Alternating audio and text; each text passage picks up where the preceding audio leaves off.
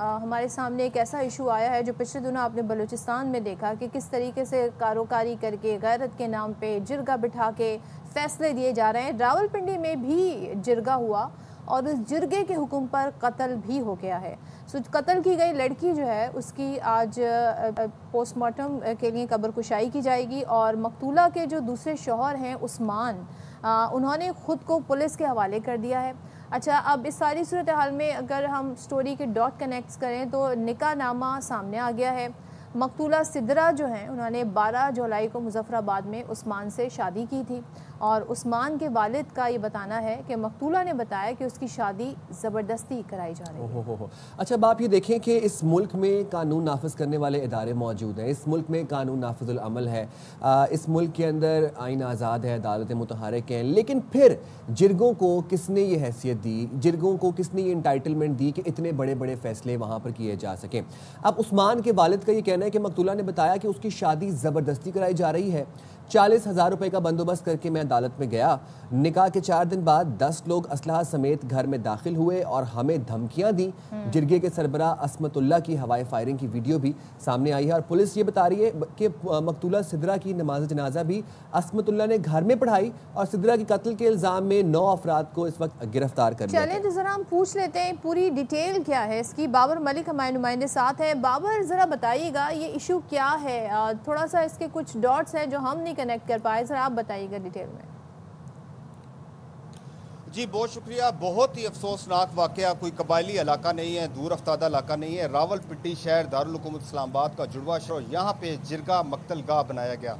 होता यह है कि ज़ियाउर रहमान नामी शख्स थाना पीर वदाई में जाके एक मुकदमा दर्ज कराता है कि उसकी शादी सिद्रा बीबी से हुई थी, उसकी बीबी से लड़ाई हुई और वो घर से जेवरात और पैसे ले गई है। इसका मुकदमा दर्ज करें। पुलिस ने मुकदमा दर्ज किया। इसके शोहर जो ज़ियाउर रहमान, जो अपने आप को सिद्रा का शोहर कहता था, उसको बुलाया, वो बार बार नहीं आया। लेकिन पुलिस की अपनी इन्वेस्टिगेशन टीम ने इसके ऊपर तहकीकात शुरू की तो कुछ सीसीटीवी फुटेज मिल गई कि उस घर से आते जाते हुए अफराद तादाद में, फिर कब्रिस्तान की एक सीसीटीवी फुटेज मिली। तो इस मामले को फिर आला हुकाम के नोटिस में लाया गया। जब मीडिया में ये बात आई तो आईजी और वज़ीर आला पंजाब की जानिब से नोटिस लिया गया। सीपीओ रावलपिंडी ने एक 10 रुकनी टीम तश्कील दी। तो इस मामले की गुत्थियाँ सुलझाते जिरगोई जो असमतुल्ला है उसकी ज़ेर क़यादत ये जिरगा होता है। यही वही जिरगोई है जो सिद्रा को मुजफ्फराबाद से सिलसिले की नोक पर अपने साथियों की मदद से यहाँ लाता है। यहाँ ला के जिरगा मुनक्कद करके 16 और 17 जुलाई की रात को हुक्म जारी होता है और उसका गला दबाकर उसको कत्ल करके सुबह सवेरे खुफिया तौर पर गोरकन के साथ मिलके, कमेटी के साथ मिलके इस फिर बताया कि इस कब्रिस्तान में जहां आपसे कुछ देर के बाद कब्र कुशाई होनी है। पुलिस यहां पहुंच चुकी है, डॉक्टर आ रहे हैं। हमने सुना है कि गोरकन को 1 घंटे का नोटिस दे दिया गया था, 1 घंटे पहले कह दिया गया था कब्र तैयार कर लो, तो ये क्या कहानी है? गोरकन ने अपना इकबाली बयान दिया है, तहरीरी तौर पर उसने दस्तखत करके दे दिए हैं कि उसका कसूर नहीं है। वो उसको जो गुल बादशाह है उसने कहा 1 घंटे में कब्र तैयार करो। बारिश भी लगी हुई थी, वो कब्र तैयार नहीं कर पाया। तो फिर गुल बादशाह अपने साथ 25 लोग लाया। उन्होंने इस कब्र को खुदाई की, खुफिया जो मकाम रखा गया था खुदाई करके घड़ा बना के, और लोडर जो सिस्टम ज़रीफ़ी देखें, जो लोडर रक्षा होता है उसके अंदर तरपाल डाल के इस मैयत को यहाँ पे ला के रखा गया। 25 लोगों ने नमाज जनाजा में, और असमतुल्ला जो मरकज़ी मुल्ज़म है शोर के साथ, वो उसने नमाज जनाजा पढ़ाई। अपनी तरफ से सारे मामलात ऐसे नीट एंड क्लीन किए गए जैसे ये कोई बॉर्डर का दूर अफ्तादा इलाका हो, शहर ना हो।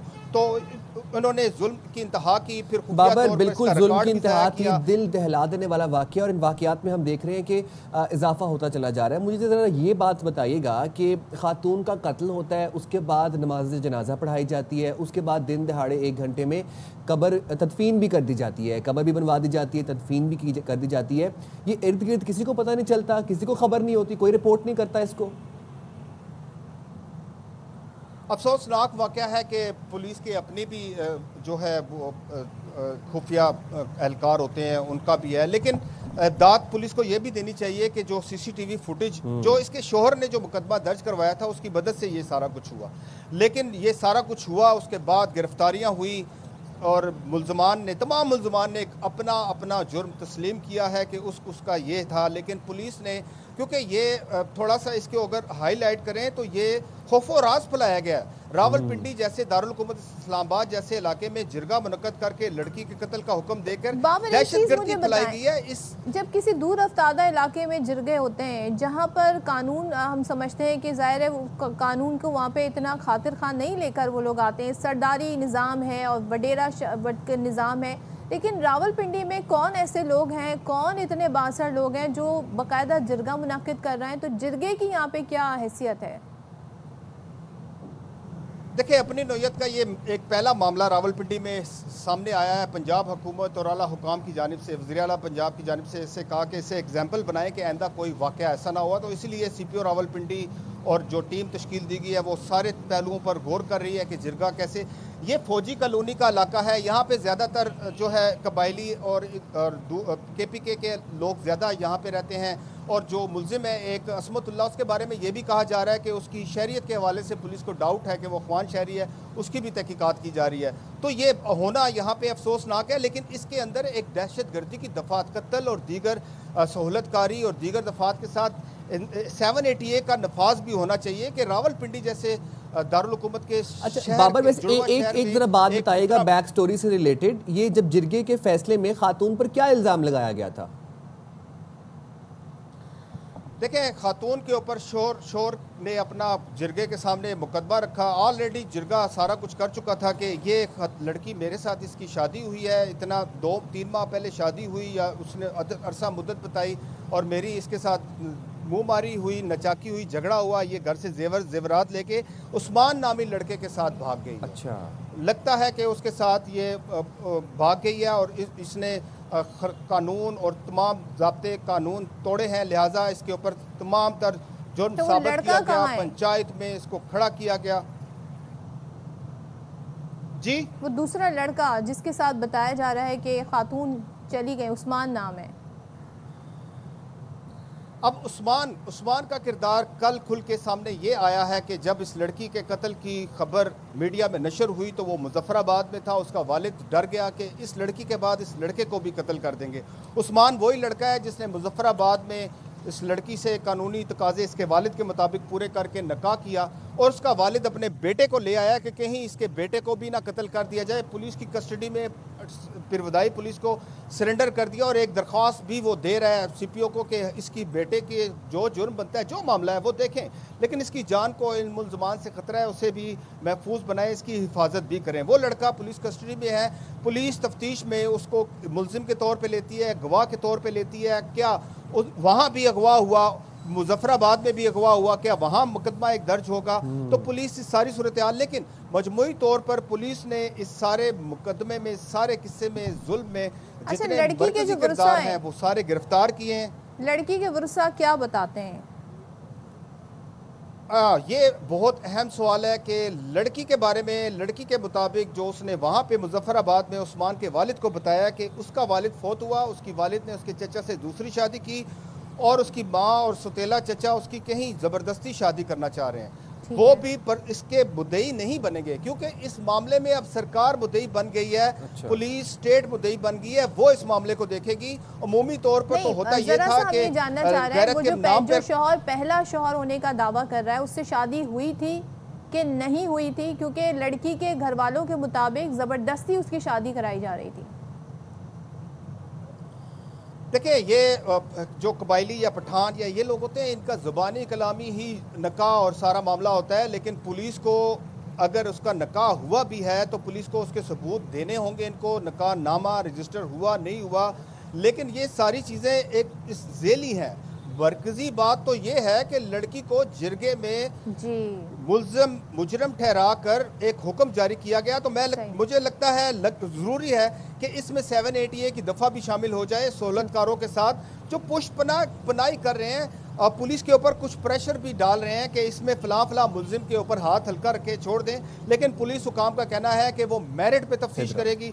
CPO और RPO की जानिब से कहा गया है कि वो मेरिट पे तफ्तीश करेंगे और तमाम मुलजमान जिसका जितना किरदार है सबको कैफरे किरदार तक पहुँचाएंगी। तो कुछ देर के बाद यहाँ इस कब्रिस्तान में पिरवदाई का ये बहुत बड़ा कब्रिस्तान है। रावलपिंडी में अगर कोई कब्रिस्तान कदीमी है तो ये पिरवदाई का ये बहुत बड़ा कब्रिस्तान है। हम जरा ये केस समझने की कोशिश करें, जरा ये बताएगा कि उस्मान जो मकतूला सिदरा है वो उसका दूसरा शौहर था या पहला शौहर था? और अगर वो दूसरा शौहर था तो पहला शौहर, क्या पहले शौहर ने शवाहिद प्रोवाइड किए हैं, कोई एविडेंस दिया है कि ये मेरे निकाह में थी? ज़रा इस पर रोशनी डालिएगा, हमें ज़रा ये डायनेमिक समझाइएगा कि रिलेशनशिप क्या था। बहुत अहम सवाल है, क्योंकि इस कत्ल से पहले, जरगे से पहले एक प्लानिंग के तहत एक मुकदमा दर्ज करवाता है ज़ियाउर रहमान, जो पहला शोर होने का दावा करता है थाना पीरबदाई में, कि इसकी सिदरा के साथ शादी होती है, झगड़ा होता है, सिदरा घर से जेवरात और पैसा लेके निकल गई, वो उस्मान नामी शख्स के साथ भाग गई।